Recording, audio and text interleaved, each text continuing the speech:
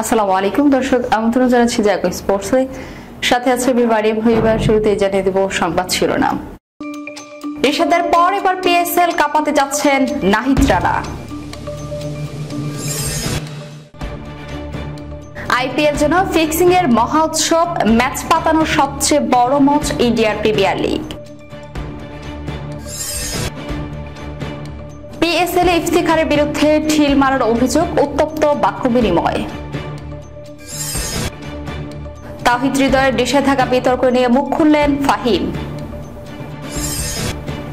সেঞ্চুরির half century করে test দলে এনামুল বিজয়। শুনছিলেন সংবাদ শিরোনাম, এবারে বিস্তারিত। রিশাদের পর এবার পিএসএল খেলতে যাচ্ছেন নাহিদ রানা। প্রথমবারের মতো দেশের বাইরে কোনো লিগে খেলতে যাচ্ছেন তরুণ speed star Nahid Rana. Pakistan super লিগে পেশোয়ার জালমির হয়ে খেলবেন নাহিদ রানা। নাহিদের পিএসএল যাত্রাকে ঘিরে শুভকামনা জানিয়েছেন সাবেক ক্রিকেটার ও জনপ্রিয় ধারাভাষ্যকার আতাহার আলী খান। একই টুর্নামেন্টে তিনিও থাকবেন ধারাভাষ্যকার হিসেবে। দুজনকে একই সঙ্গে দেখা গেছে একটি ছবিতে, যা আতাহার নিজেই শেয়ার করেছেন ফেসবুকে। ছবির ক্যাপশনে আতাহার লেখেন, পিএসএল এর নাহিদ রানার সর্বোচ্চ সাফল্য কামনা করছি। ছবিতে নাহিদকে দেখা যায় কালো গেঞ্জিতে, আর আতাহার সাদা গেঞ্জি ও কালো প্যান্টে পৌঁছে দিয়েছেন।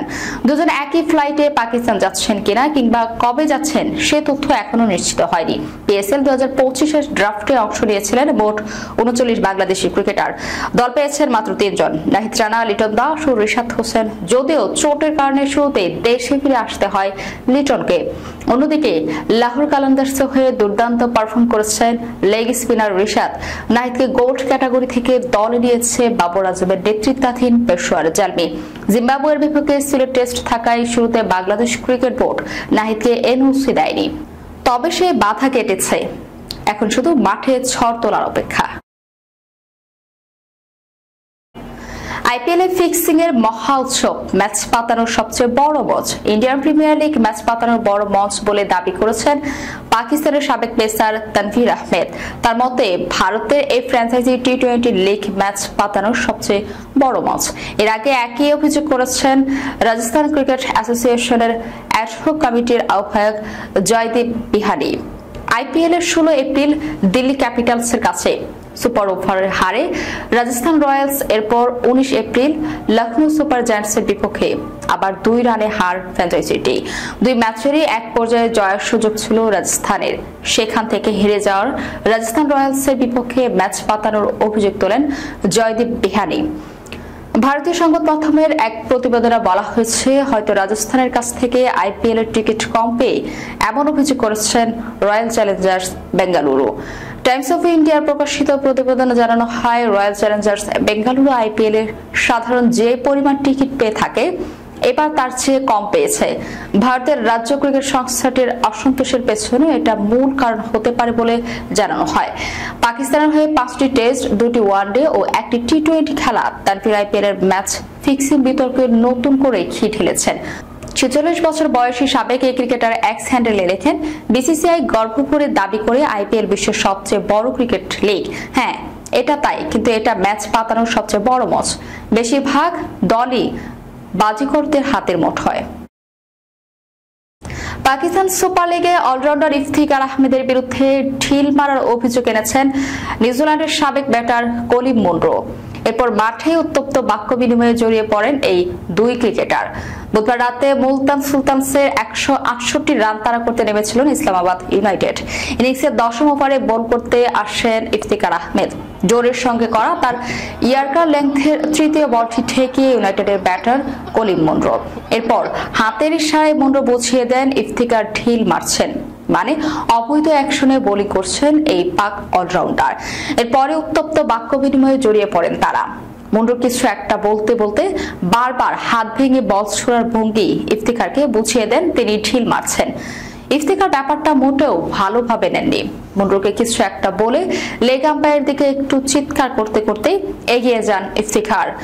তিনি যখন আম্পায়ারের সঙ্গে চুক্তি তর্কে ব্যস্ত, মুলতান অধিনায়ক মোহাম্মদ রিজওয়ান মুনরোর দিকে এগিয়ে গিয়ে তার সঙ্গে উত্তপ্ত বাক্য বিনিময় করেন। দুজনে একে অপরের দিকে আঙ্গুল তুলে কথাও বলেন। মুলতানের আরো কয়েকজন খেলোয়াড়ের সঙ্গে এ সময় কথা কাটাকাটি হয় মুনরোর। এরপর তিনি নিজের ক্রিজে গিয়ে দাঁড়ান। ঢাকা প্রিমিয়ার লিগে তাওহিদ হৃদয়ের খেলা ঘিরে তৈরি হয়েছে চরম বিতর্ক। নিষেধাজ্ঞা পাওয়ার পরও এক ম্যাচ বিরতির পর মাঠে নামার সুযোগ পান এই ব্যাটার, যা নিয়ম বহির্ভূত ও শৃঙ্খলা প্রশ্নে বড়সড় ধাক্কা বলে মনে করছেন অনেকেই। এই বিতর্কের জেরে বিসিসির চাকরি ছেড়ে দেশের আম্পায়ার শরীফুদ্দৌলা ইবনে শহীদ। শেষ পর্যন্ত এ নিয়ে মুখ খুললেন বাংলাদেশ ক্রিকেট বোর্ডের পরিচালক নাজমুল আবেদিন ফাহিম। আবাহনীর বিপক্ষে ম্যাচ শৃঙ্খলা ভঙ্গের কারণে তাওহিদ হৃদয়কে 2 ম্যাচ নিষিদ্ধ করা হয়েছিল। নিয়ম অনুযায়ী সেই 2 ম্যাচ তার মাঠে নামার সুযোগ ছিল না, কিন্তু বিস্ময়করভাবে তিনি 1 ম্যাচ পরই আবার খেলে ফেলেন। নিয়মের বাইরে গিয়ে বিসিবি আম্পায়ার কমিটি সিদ্ধান্ত নেয় তাকে খেলতে দেওয়ার, যার এখতিয়ার তাদের ছিল না। বিষয়টা নিয়ে বৃহস্পতিবার নাজমুল আবেদিন ফাহিম বলেন, আমরা প্রক্রিয়ার কিছুটা বাহিরে চলে গিয়েছিল। বাইরে পরিবর্তন করে যে সিদ্ধান্ত নিয়েছিল সেটা করার এখতিয়ার এই কমিটির নেই। দুর্ভাগ্যবশত পূর্বের একটা সিদ্ধান্তের কারণে যাকে 2 ম্যাচ নিষিদ্ধ করা হয়েছিল তাকে 1 ম্যাচ পর খেলার সুযোগ দেওয়া হয়েছে। তিনি আরো জানান, আগের সিদ্ধান্ত ফিরিয়ে আনা না গেলেও ভবিষ্যতের জন্য এমন না হয় সেজন্য পুরনো নিয়মে ফিরে যাওয়ার প্রয়োজন রয়েছে। পূর্বে আমরা যে পরিবর্তন করেছি সেটাকে বাদ দিয়ে আগের নিয়ম বলবৎ করতে হবে। সেই ধারাবাহিকতায় পরবর্তী ম্যাচ তাওহিদ হৃদয় খেলতে পারবে না। এই ঘটনাকে কেন্দ্র করে ক্রিকেট মহলে প্রশ্ন উঠেছে, শৃঙ্খলা রক্ষা ও নিয়মের প্রয়োগ কি শুধু কাগজে কলমে সীমাবদ্ধ? একজন খেলোয়াড়ের জন্য নিয়ম ভেঙে সিদ্ধান্ত নিলে তার লিগের স্বচ্ছতা ও প্রতিযোগিতার ন্যায্যতা কতটা বজায় থাকে? তাওহিদ হৃদয় নিজে এই বিতর্ক নিয়ে এখনো প্রকাশ্যে কিছু বলেননি।